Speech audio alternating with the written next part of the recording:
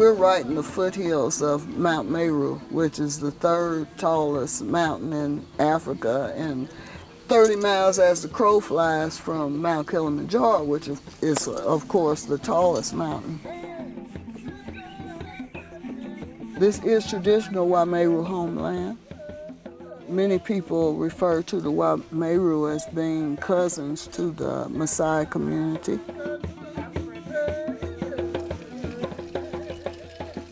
Having grown up in Kansas City in a very close-knit community, and then feeling a part of a community more than 10,000 miles away, has made me feel just right at home.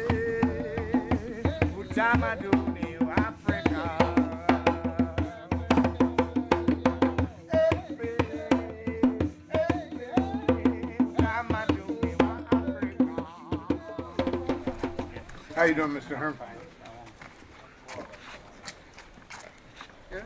There comes a time in everybody's life where you try to fit in, you know. And when we first came to Tanzania, that's one of the issues that I dealt with, because I didn't want to be considered an African American or anything like that. I wanted to be perceived as a purely African woman. Because it's not only, I think, the effects. I had me a collection of congas. Congas are two pieces of cloth. In West Africa, they call them lapas. I would wear those all the time. I'd wear one at my waist and then one up here to cover my chest and one on my head in fancy styles, and then one across my shoulders with sandals.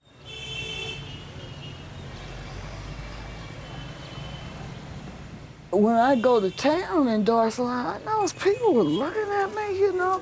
I thought it's because I had my fancy head ties on and everything. And come to find out, nobody had told me this. I was dressing as a woman who lives way out in the countryside would dress.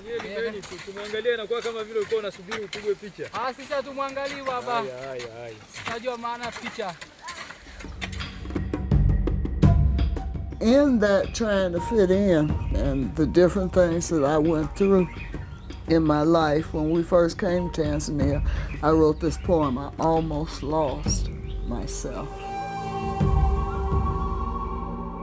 In my freshly landed, just got off the boat enthusiasm of living in Africa, I tried to blend, to melt, homogenize, disappear, erase the essence of what made me who I was and am, an African, who grew up in and was molded by the hoods of America, and I almost lost myself, self.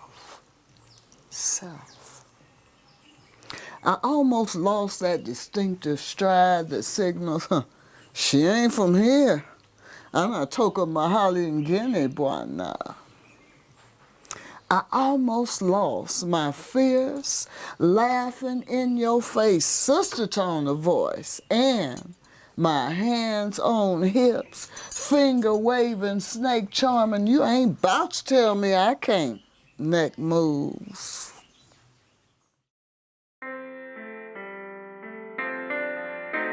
I was born and raised in Kansas City. This was a completely African-American community. Everything that we needed, we could get right there. And that's all I knew from the time I was a baby to the 7th grade when I became a busing victim. This was the first time I'd really been around the Caucasian community. I think maybe 90% of my teachers were all Caucasian. You have to consider, I grew up in the 50s where there was still apartheid. You know, there's places I couldn't go because of the color of my skin.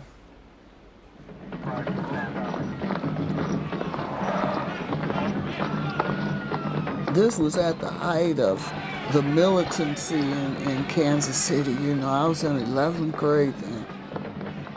I started being very interested in African history and joined the Kansas City School of Human Dignity, and I was the youngest one. Everybody else was married and had children and all that. Here I was 17.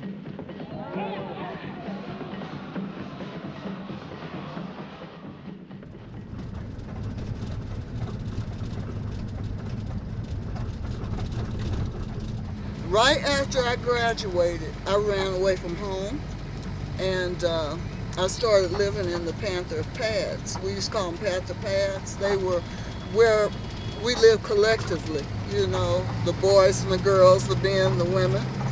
When I joined, Brother Pete wasn't there because he was on like a tour to some of the other branches. It was in the early summer or late spring of 1969. I had been on a speaking tour in Omaha, Nebraska, and Des Moines, Iowa, and I'd been gone for a month. And somehow I came back to Kansas City unexpectedly. I came back, I think I got a lift with somebody, and they let me off at the corner, and I'm walking around the corner to the Panther Pad, not the office, the Panther Pad, where the Panthers lived and would congregate. When I turned the corner, you could smell marijuana. You could smell, I said, what the hell is going on? And I come around, now bear in mind all of these Panthers are much younger than I am. I was almost 30. They're in their teens, many of them. So I'm coming around the corner and I look on the porch and I hear the music going, oh, boom, boom, boom, boom, boom. And they're just having a good time and they're just smoking and dancing and partying. And they didn't see me coming. And I looked to my right. And there in the corner was this very skinny, very, very, very skinny young girl. And her eyes are big and she's looking, and I said, I hadn't seen her. I said, and who the hell are you? And she said, Charlotte Hill. I said, what the hell are you doing here? I joined the party and I'm a Panther. You know like that? I said, well, what? I said, listen, don't say another damn word. You be quiet. And I turned my head to continue fussing at the rest of them. And I heard her say, you can't tell me not to talk. I said, and everybody said, took a breath, like, you know, and I turned, I said, what did you say? She said, you can't tell me not to talk. My daddy told me I got the right to speak. I was just really going off and talking back to him. And everybody was like, whoa, you know, because you didn't do that. He was so upset. You know what happened? He took all of us, and there was this little kabati, this little bureau, chaperon, I guess you call it, where you hang clothes and stuff, is wooden. He locked us all up in there. It was a couple of days later, and I was at the Panther Pad, probably sleeping it off, and he comes in there in the room where I was, you know, and I think he had changed his mind. And a couple of weeks later, we was living together, and the rest is history. I did not like that woman. And life has such ironic twists and turns. 1 month later, we were living together. Some months later, we were married, and she has been the love of my life and my greatest inspiration for 42 years.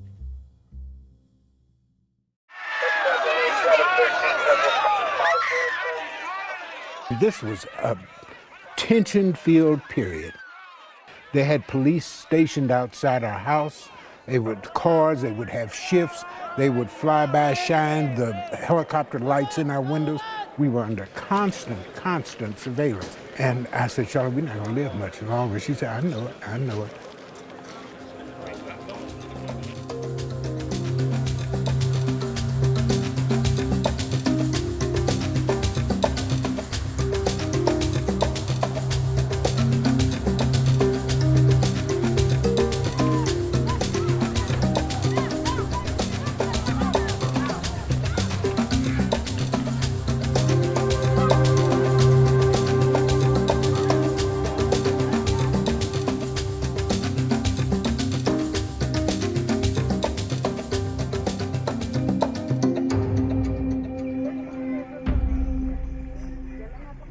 When we first got off the plane in Dar es Salaam, and, you know, to see everybody look just like me, you know, I felt immediately at home.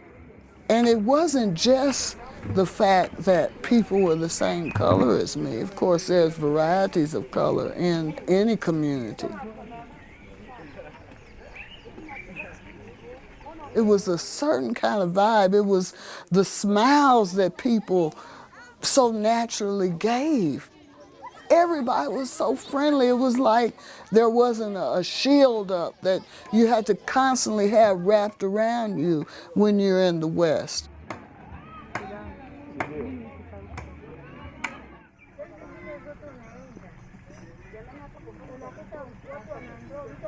Here at UACC, we welcome people of all racial backgrounds, of all ethnic backgrounds, of all gender backgrounds, everything across the board.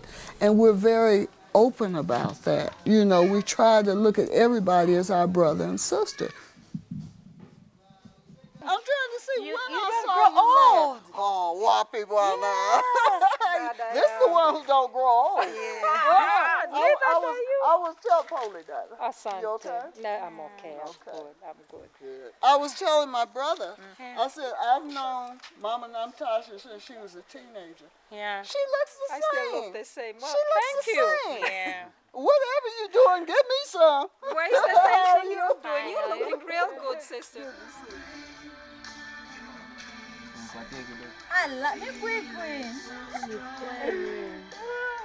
I had brothers and sisters come from the States that tell me, yeah, you're free to do that, Mama C. You're free to do that because you're not under this constant pressure of racism that we are living in the West. You know, and I tell you, I really hadn't thought of it like that, but it's true.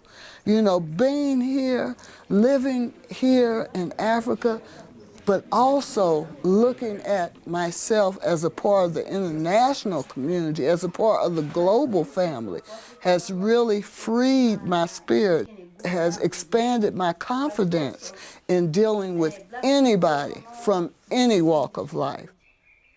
Even because I've been speaking Kiswahili for 30 years and I still make mistakes, but it's okay. You know, Zamani, I was like, people are going to laugh when they hear my Kiswahili. I used to think that a long time ago, huh?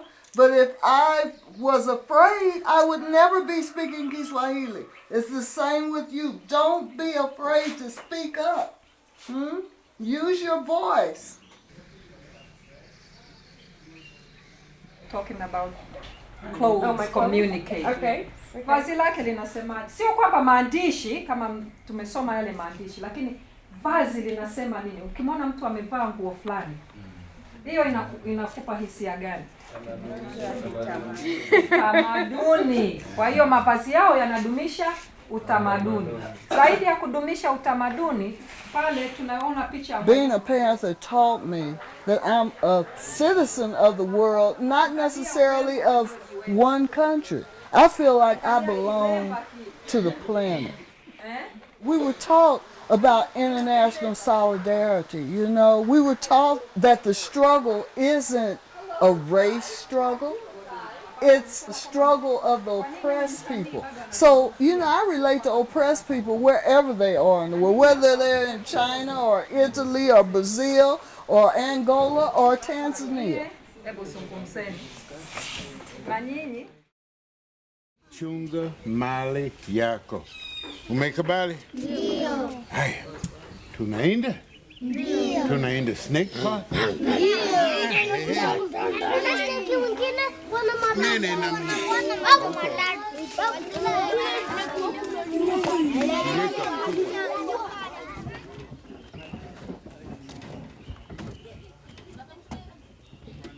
Okay.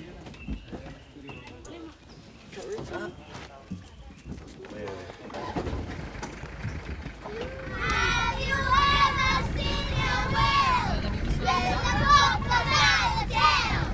Don't worry, we swallow it, go, we swallow it, grandpa.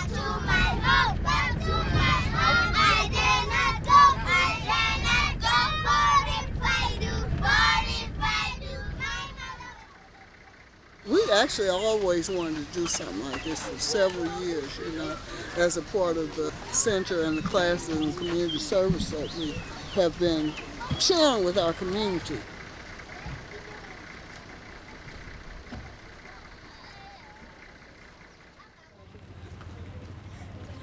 The children, they were selected actually when I was in the States. This was almost 3 years ago. They were, after airport, we had 18 children there. They all had their little name tags on. Each one of them had a rose for me, and they were singing at the top of their voices. It was just so beautiful. Naturally, I was in tears.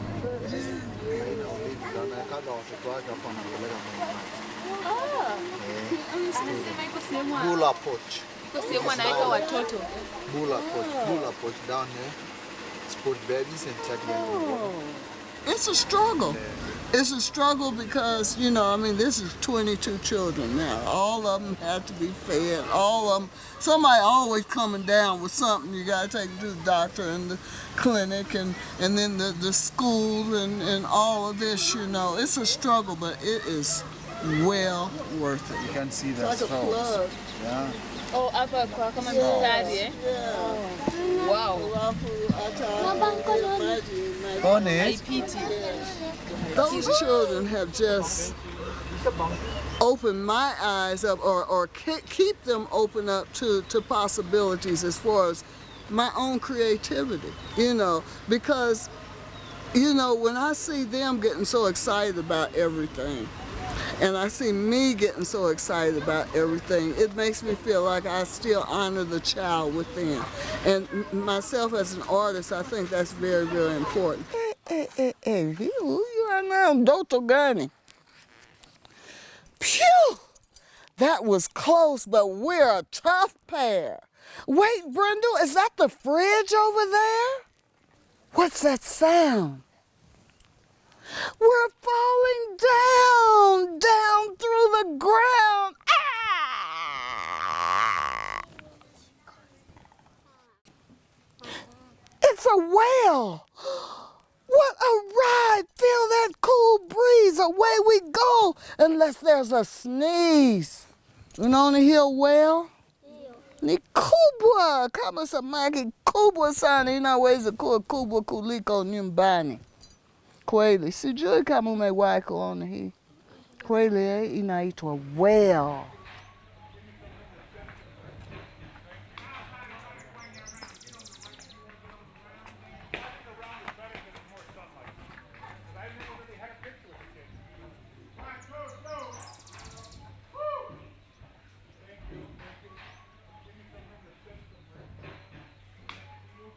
You know, I grew up in the 50s and 60s, and I'm not sure how it is now, but in those days, you know, you didn't even acknowledge to anybody that you might have some facial hair, you know, and that was even your eyebrows. You had to have your eyebrows very arched, and, you know, either you'd pluck them or you'd use razor blades. This lady here, as you can see, has a little blood on her chin.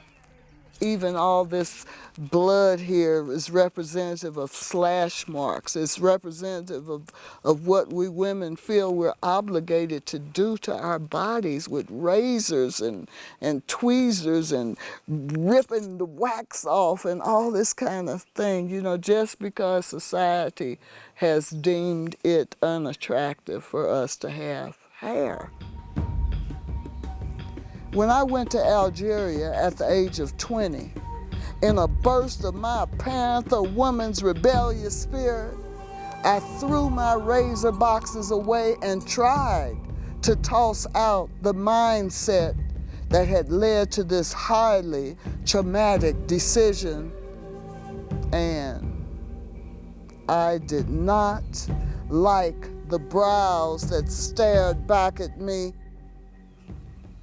Like an anorexic mind, deceiving 75 pounds into thinking it a 200-pound reality, my relatively sparse, naturally curved eyebrows screamed at me with a wild woman's I don't give a damn what anybody thinks voice and attitude of Frida Kahlo, the ultimate brow warrior. And it took me years and years and years to listen, but listen, I did.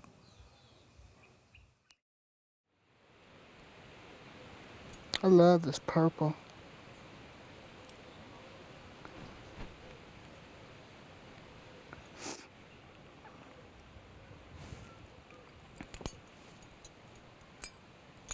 I love using golds and reds and oranges and all the primary colors. They're colors I like to use in my work, but I also like to wear them. It's true there's a certain vibration in colors, just like there is in sound. Colors can lift my spirit just like listening to some good music can. And purple for me, or lilac, or whatever you want to call it, is a very soothing color for me. There's something about these birds. You know, I've done these birds for several years, and it's not really a species of birds that I've actually seen. And you know, so many people now, they call these Charlotte birds because it's almost one of my trademarks. And it's like these birds follow me in my dreams and chase me in my visions. And they always have this, you see this like this kind of humpback stance. And usually in this vision that has repeatedly shown up in my work, there's this woman and you see the back of her, and she's sitting in a lotus position, and then this bird is always messing with her some kind of way, either pulling her head tie or taking something out of her hand or something like that. But this piece, which is paper mache and feathers and cloth, I love mixed media pieces. This piece, for the first time in all these years of making these Charlotte birds, he's actually giving this lady something. He has plucked one of his feathers and is actually offering it to her. And again, this vision has showed up, and I've been painting in this on this little pot here, and there's the Charlotte bird again, but this bird too is giving her a feather. I don't know what that is. I know sometimes people call things like this your familiar or your totem. But to me, I've always figured that my totem was a praying mantis. As a matter of fact, that's going to be my next tattoo. I'm going to have a praying mantis right here on the back of my arm to go with my panther, which Sister Sheila did, Sister Sheila from Nairobi. So if somebody can tell me why the heck this bird keeps popping up in my dreams, I would love to know.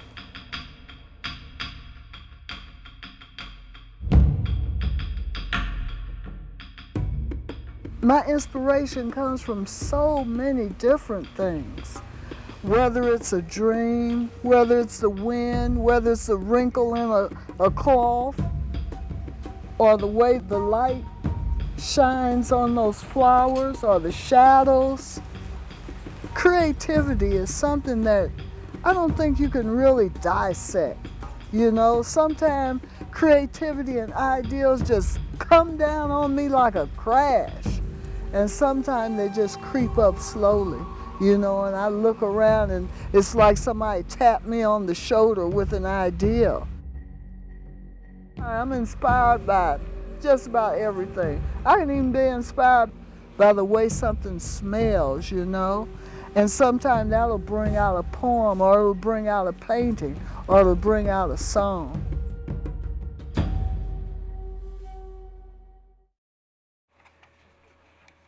This is Listen, Take One. We ready, brother? Okay.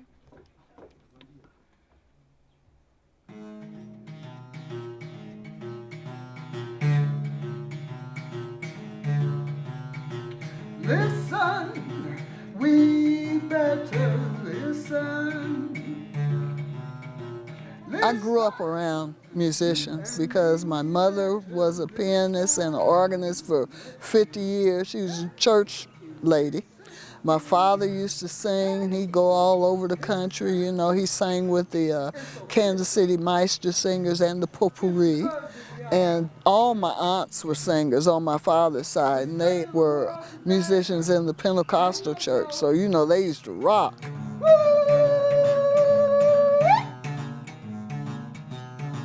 Planting peace with our trees, spreading seedlings of love, love, love, love, love, love, love. Twain Daney, Pamoja, together as one. Hey, hey, hey, hey, listen, we better listen. Listen, you and me, we better listen, listen, listen, listen. How was that, brother? Okay, okay. I think we did it in one take, huh? One of my songs is Music is My Medicine. And it really, really is. You know, I can really be feeling low, which I very seldom feel low, but when I do, I can put on some good music and it'll just lift my spirits, you know.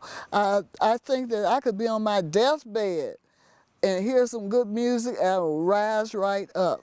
Tribalism is not what we want. No. Tribal wisdom is what we want. We want tribal wisdom. Give us tribal wisdom. Unity now.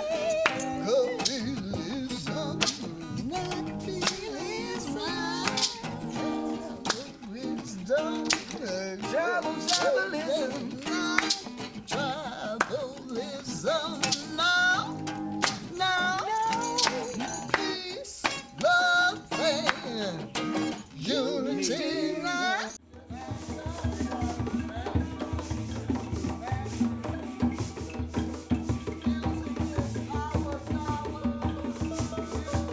I had such a good time yesterday.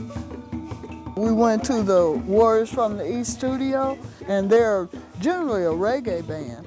Very conscious, huh? But then the founder of the band, Brother McGarry, he has really gotten into blues, and you know that's where my heart is, blues and jazz and gospel, and of course African bass music.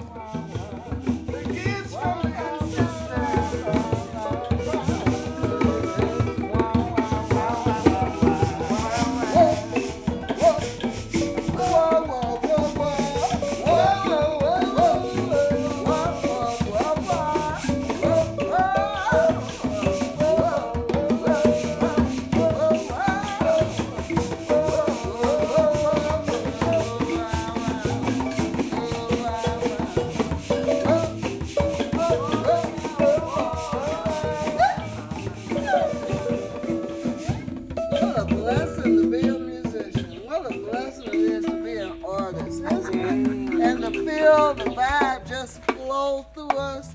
It's like a thread running through the universe that we just grab a hold to, you know, and just wrap it around us and just flow with it. This is why it's so important for us to always set a good example, because you never know who's watching you and looking up to you and going to emulate what you do. I saw children, little girls getting raped in the streets. Oh, Lord. Trying to stone them, trying to let them still got knives, mama. You know, it was sad to see them doing that to you in the night, you know. And just think how that can affect somebody's mind. The child has been distorted. Yes. So if we speak about this issue, how we got to change our mindsets, you know, and know that, you know, abusing somebody, raping somebody, to me, a strong man don't have to like take something from a woman. No, they don't have to. Because they have a heart and a mind that allows a sister to want to be with them. You know? Not where you got to come on. You know? No, you can't take it by force. You know? So you have to earn it. You know, and you have to be willing to share a piece of yourself the way your mate shares a piece of herself or himself with you. You know, so we just got to make it known.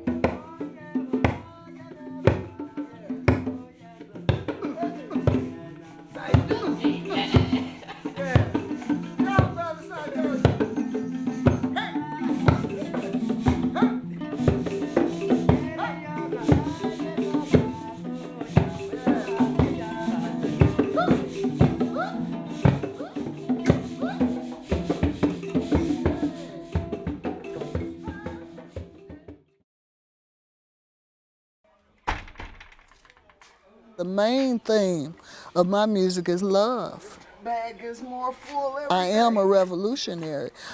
A revolutionary must have love for the people first. A revolutionary must have respect for peace.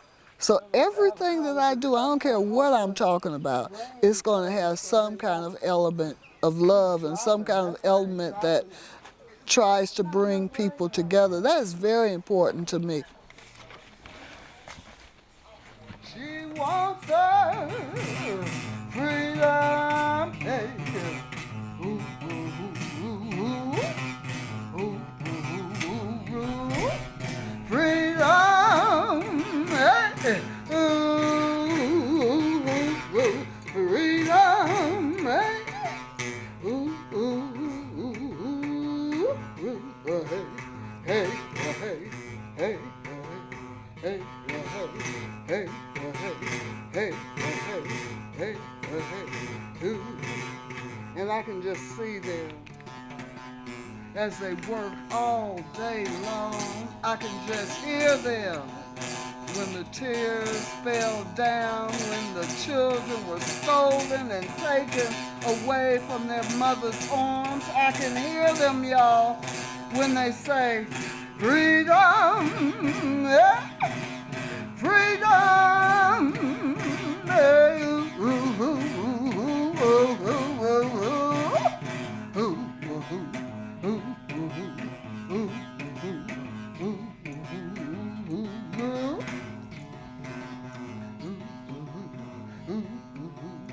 freedom! Yeah.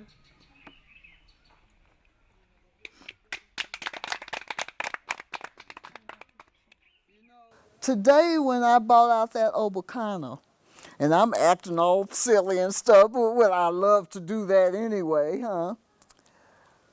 I noticed that some of the young girls in particular, some of the young boys too, who are normally kind of like this and a little bit frightened, you know, because I think this is probably their first experience seeing a old dreadlock mama, you know, who's loud and laughing all the time and all that.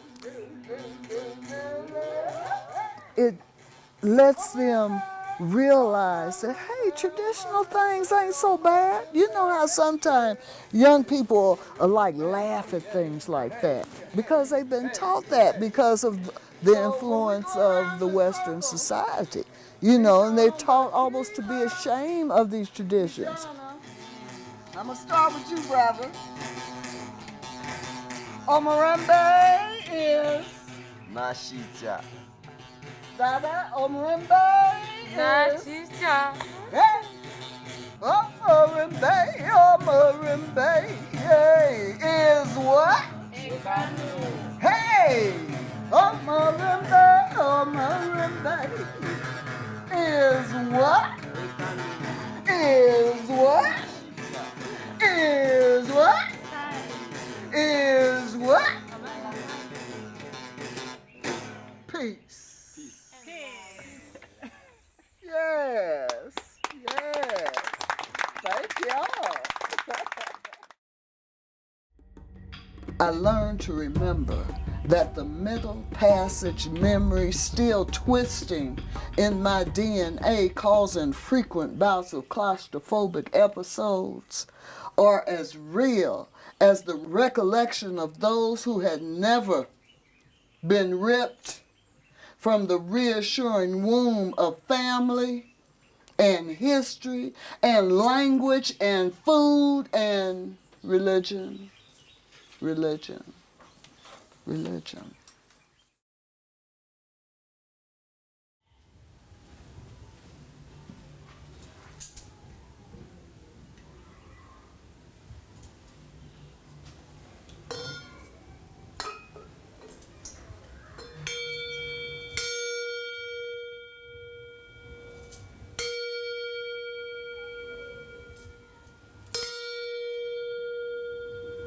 May you hear us.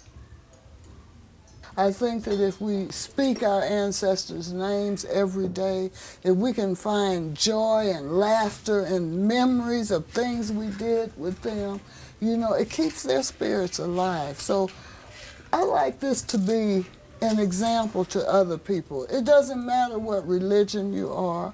It doesn't matter about any of that. The thing is to take different items and put them in a beautiful display so it will bring honor to the memories of your ancestors. Even seeing the smoke going up, it reminds me that my ancestors' spirit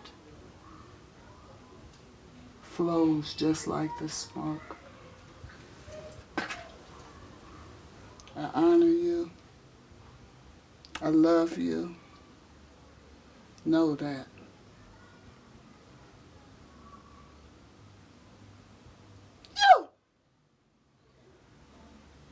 I treasure everything that is on this altar, but some of the things that are so dear to my heart include this cloth here.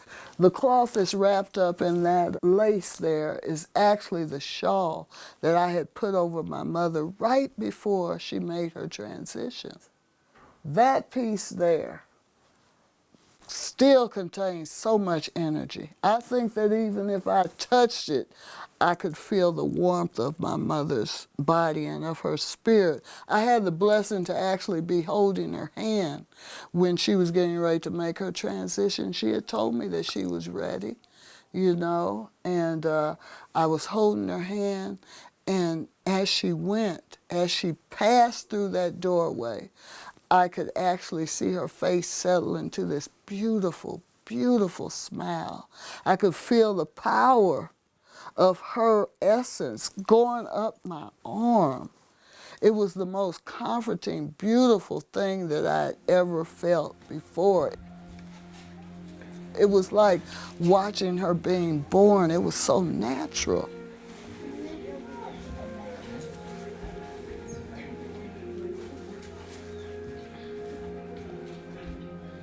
It took away my fear of death. It really, really did, because I had always suffered from what many people say is an ancestral genetic memory, and I think this has something to do with the Middle Passage crossing. I'd always suffered from claustrophobia.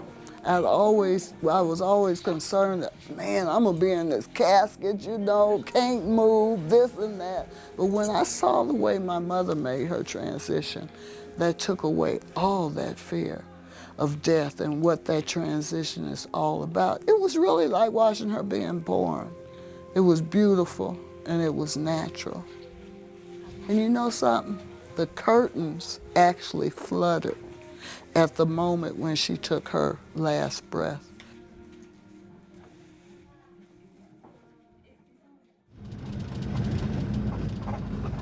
People all over Africa mark their children, you know, as a part of the tribe or for different ritual reasons. Well, I got my marks when my mom passed away, and it came to me in a dream actually, because I'd never attended a marking ceremony before, and it just so happens a good friend of ours was a Libon, a spiritual leader in the Messiah community. So in this dream, I saw myself being marked, but being marked by a woman. Yeah, that's good. I know it has to do with you understand what I want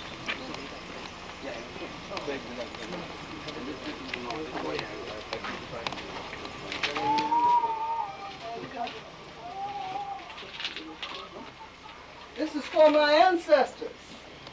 Hii ni kwa ajili ya mababu zake na mababu zake.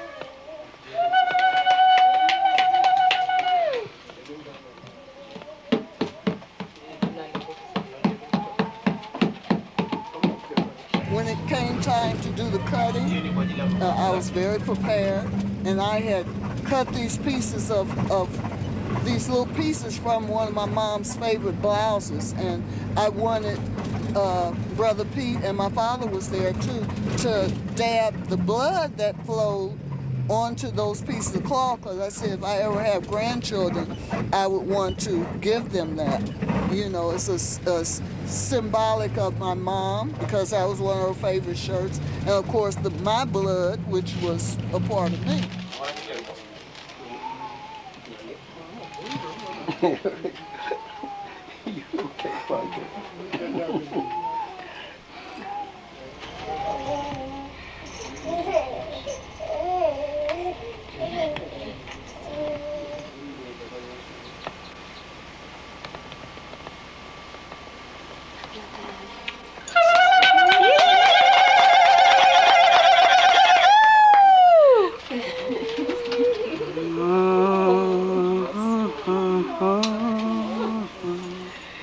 You know, the middle mark stands for my love for the Creator, and then the outside mark is honoring my matriarchal line, those that I know, and my patriarchal line, those I don't know. Same thing on this side, except it's honoring my ancestors who I don't know because their history was wiped out by slavery. And just so happens the way she marked it, the ones that I don't know, is more faded. And I said, man, that's something. You know, it was really something. See the people dressed in red. God's gonna trouble the water. Must be the children that Moses led. God's gonna trouble the water. Wade in the water. Wade in the water, children. Wade in the water. God's gonna trouble the water.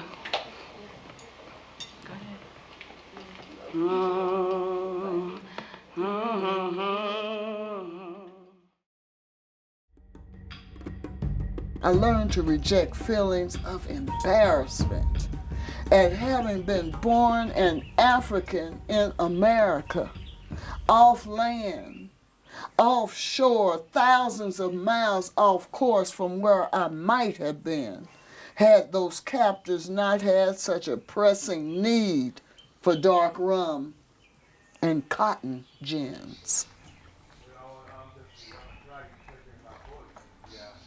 Traditionally, when we have big celebrations, you know, for whatever reason, a goat is sacrificed, and it's called keiki. This is our traditional keiki, the goat.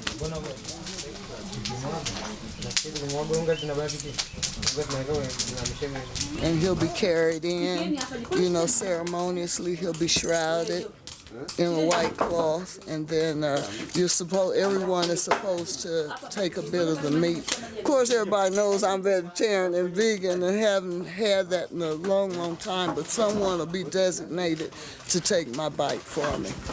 Yes. We recognize that goat is getting ready to give his life for us, you know, and you know. Yes. We have to say, I bless him, you know? Yes. Yes. Yeah. That's right. Because he's a life, you know? And these are his last minutes. Yes.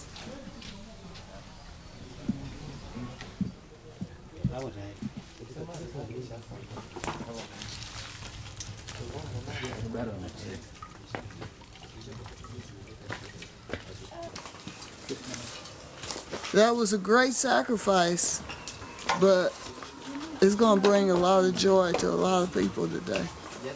Yeah. I'm glad I made myself watch. I really am.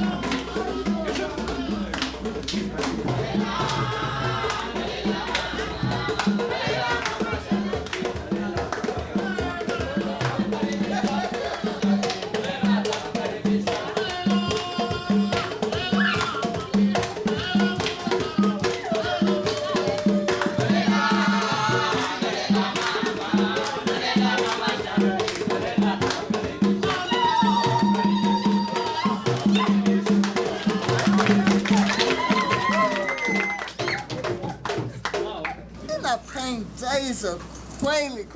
Nafikiri kama hiyo basi inapita huko mjini, watu watashangaa. Watashangaa.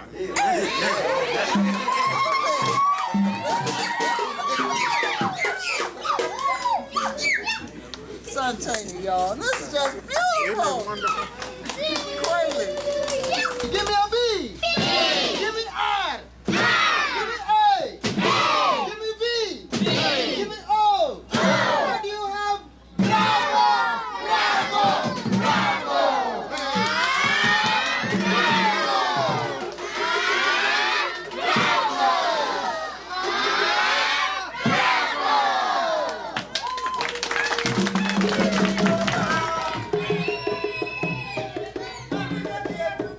Rituals are so important to me because I know that this is a very valuable way to retain our history. You know, so much of our history was wiped out because of slavery, because of this, because of that. But the essence of these rituals speak to our history, speak to how we have such a love for the Creator, speak to how we want to retain our Africanness, if you will.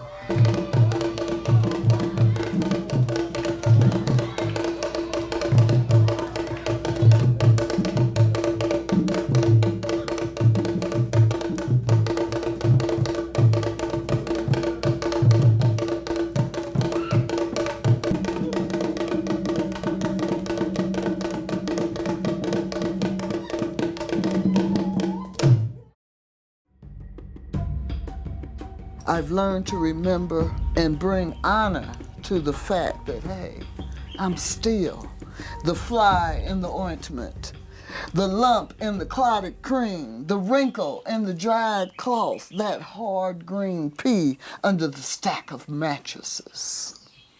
And after having lived in Africa for 40 years, I'm still different, set apart.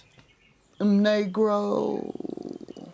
But hey, it no longer bothers me that folks still ask me, even after I've explained that I've lived in a village in the heart of Wameru homeland in Africa for years and years and years, probably before they were born. It no longer bothers me, I tell you, when they say in response to my explanation, yes, I do understand that, but now watch out. Here it comes. Here it comes. Here it comes, but where are you from?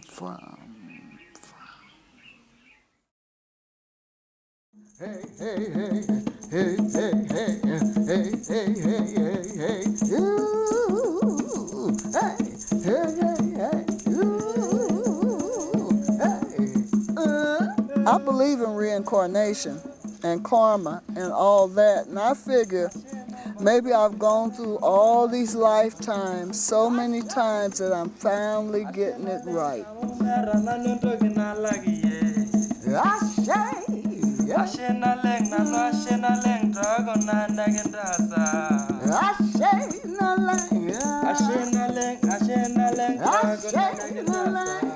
I like to pass that Shakti, the act of passing on not only a blessing but a vibe, a feeling of love to people.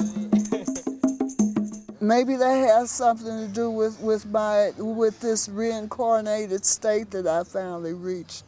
I don't know, but I don't take that gift lightly, and I understand that this is one of my missions in life, to spread peace and love. I'm still the old hippie that Brother Pete always called me.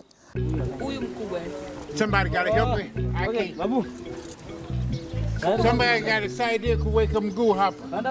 You gotta help me, man. People always saying, Mama, see, you always singing about that love stuff. Yeah, I've noticed that too, Mama. Well, hey, I figure that with all this that's going on in the world these days, we need all the love songs that we can get. Yeah, you're right, Mama.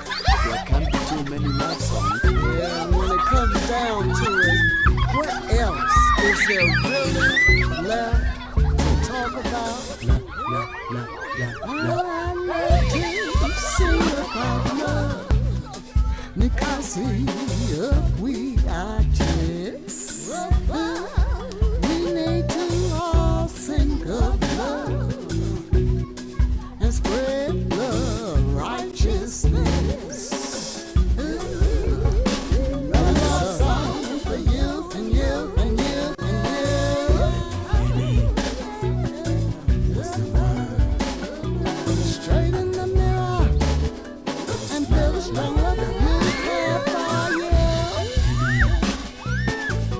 Gotta plant non-genetically modified, non-adulterated, non-whip dried